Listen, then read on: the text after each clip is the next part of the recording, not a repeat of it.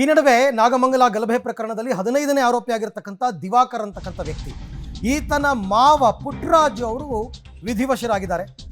ಹಾಗಾಗಿ ಅಂತಿಮ ದರ್ಶನ ಮಾಡೋದಕ್ಕೆ ದಿವಾಕರ್ಗೆ ಅವಕಾಶ ಕೊಡಿ ಅಂತ ಮನವಿ ಮಾಡಿಕೊಂಡಿದ್ದಾರೆ. ದಿವಾಕರ್ ಪತ್ನಿ ದಿವ್ಯಾ ಅವರು ಕಣ್ಣೀರಿಟ್ಟಿದ್ದಾರೆ. ಗಂಡ ಜೈಲಿನಲ್ಲಿದ್ದಾರೆ, ಅಪ್ಪ ಮೃತರಾಗಿದ್ದಾರೆ, ಕಷ್ಟದ ಪರಿಸ್ಥಿತಿ ಎದುರಿಸ್ತಾ ಇದ್ದೀವಿ. ನಮ್ಮ ತಂದೆಯ ಅಂತಿಮ ದರ್ಶನ ಮಾಡೋದಕ್ಕೆ ನನ್ನ ಗಂಡನಿಗೆ ಅವಕಾಶ ಕೊಡಬೇಕು. ಬೆಂಕಿ ಇಟ್ಟವರು, ದಾಂಧಲೆ ನಡೆಸಿದವರು ಆರಾಮಾಗಿದ್ದಾರೆ.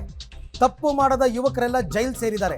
ಗಣೇಶ ಕೂರಿಸಿದ್ದೇ ತಪ್ಪು ಅಂತ ಜೈಲಿಗೆ ಕಳಿಸಿದ್ದಾರೆ ಅಂತ ಪಾಪ ಅವರ ಪತ್ನಿ ಕಣ್ಣೀರಿಟ್ಕೊಂಡಿದ್ದಾರೆ. ಕ್ಯಾತ್ಮನಹಳ್ಳಿಲಿ ನಮ್ಮ ತಂದೆ ತೀರೋಗಿದ್ದಾರೆ.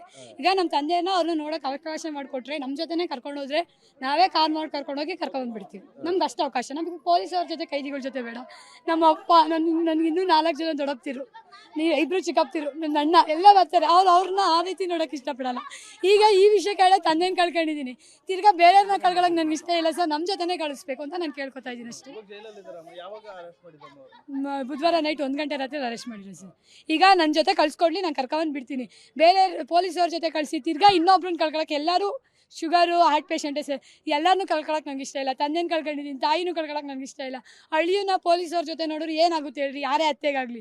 ಹಂಗಾಗಿ ನಮ್ಮ ಜೊತೆ ಕಳ್ಸ್ಕೊಡ್ಬೇಕು, ಇದೊಂದು ರಿಕ್ವೆಸ್ಟ್. ನಮ್ದು ಮಗು ಇದೆ ಸರ್, ನಮ್ದು 1 ವರ್ಷದ ಮಗು ಸರ್, ಅಲ್ಲೇ ಇದೆ ನೋಡಿ.